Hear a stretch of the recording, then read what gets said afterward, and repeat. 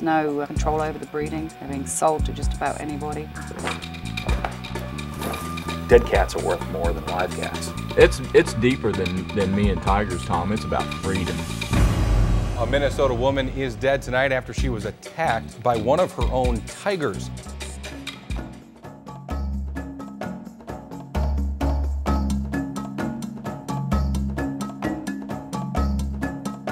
I'm here with Camilla Kellerman-Dre, and we're here to talk about The Tiger Next Door, her brilliant movie.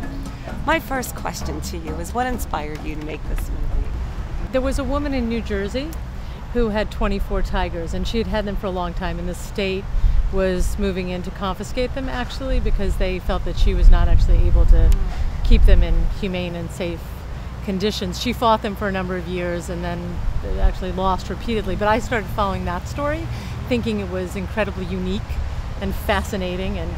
And then, of course, it turns out that people are keeping these animals all over the country. They're keeping lions, tigers, bears, very large wild animals, basically in private captivity. And even more amazingly, many of them are breeding them and actually selling them to other private individuals. And in some cases it's legal, and in some cases it's not.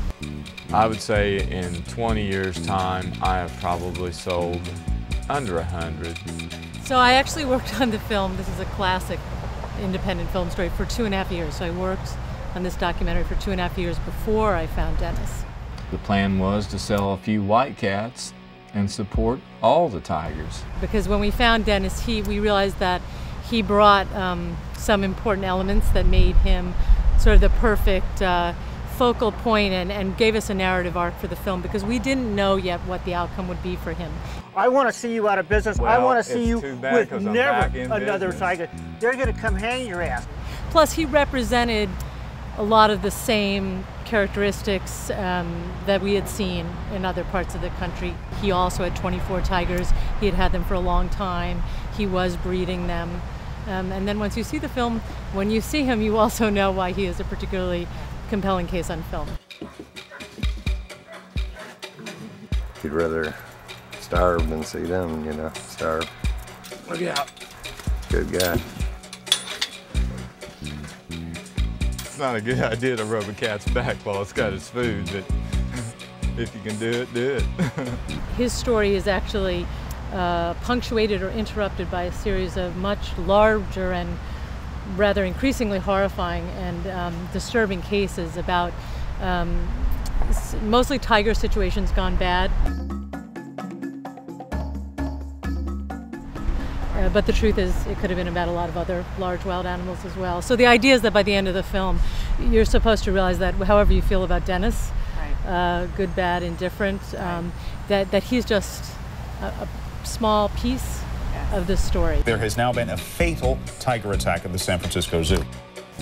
And that the bigger question is, what, as a society, what do we want our relationship to these animals to be? What do we want our laws to look like? What do we want? So I guess that is the journey that I went on. Everybody'd be better off if Hill wasn't there. How would you describe Dennis as a character? Not even as a character, but how would you describe him? As a person. Yeah, as a person. You know, I really struggled with, does he really love these animals? Like, he could not be doing this if he really loved them, and that must be all a manipulation and a fraud. It's tough. That's the other thing I think this is a huge learning, is that we as a society, we want to root for the underdog. Dennis is definitely the underdog in this story, but he's not doing the right thing. Right. So that is very confusing, and I think for some of us makes it really interesting, fascinating, and very human, very real. You know, but for other people it's really disturbing.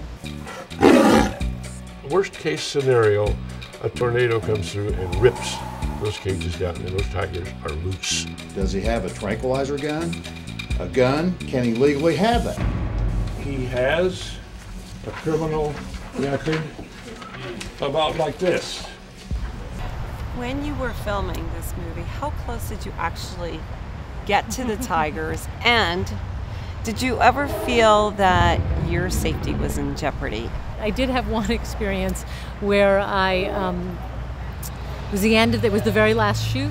We were actually in Wisconsin at a sanctuary, private sanctuary, and I had left something down in the compound, and it was the only time I had ever gone alone, basically, down into one of these compounds. So I went, and it was set up so that there were cages, it was like a big U, there were cages on both sides, and so I was basically surrounded by tigers, leopards, cougars, all just watching me go, and you could sense the difference. I mean, clearly I am prey, and they're, they're predators, and I'm not known to them, and it was dark, and it was instantaneous. I was like, oh, right, this is really what it is.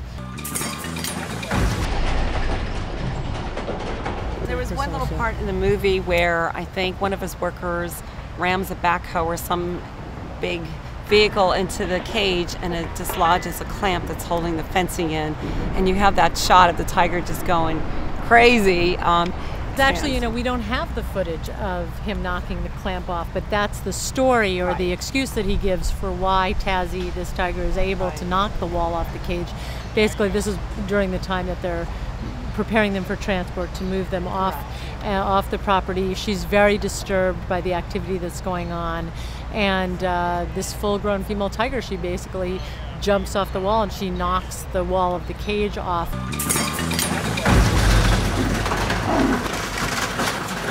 Wait! Do you know what he's doing now? Yeah. Well, Dennis's situation was that he had a collection of 24 tigers, 3 bears, 6 leopards. When we started, he had lost his federal license. He had a federal license to keep and breed tigers. He lost that license. The state did ultimately grant him 3 permits to keep tigers. The state will not and cannot sanction breeding, but clearly that's Dennis's ultimate wish, is to get his USDA license back and be able to breed again. And so he is strategically keeping and collecting animals with this white gene or other unusually colored genes. The white babies, they're the big sellers to the famous people with the money, and that's a whole other issue which actually we dealt with in the film, but not in so much depth, with this obsession with the white tiger, and that is actually a genetic mutation. And so a big concern in the animal welfare community is that to get the white tigers, you're usually inbreeding. Dennis has a whole theory that he's not, but anyway, so he's clearly prepared to do that should he have the opportunity again. But he is not at this point licensed to breed again, and as far as I know, he's not. And you don't have to go home feeling like Dennis is the worst person on the planet to have been alerted to the fact that there's a problem. And we need to make some active decision about it. Like, clearly now we're in this situation, our laws are as inconsistent as they are. We need to make some active decision about what we want to see happen. And what would you say that active decision should be, in your opinion? Yeah, at this point, I worked on the film for 6 years. I saw certainly not every situation. But I saw a lot of situations, and I would say that ultimately, I think there needs to be a ban on private ownership of large wild animals and a ban on breeding, and that's really the only way to get out of this cycle of private ownership. I haven't seen anywhere that it really works.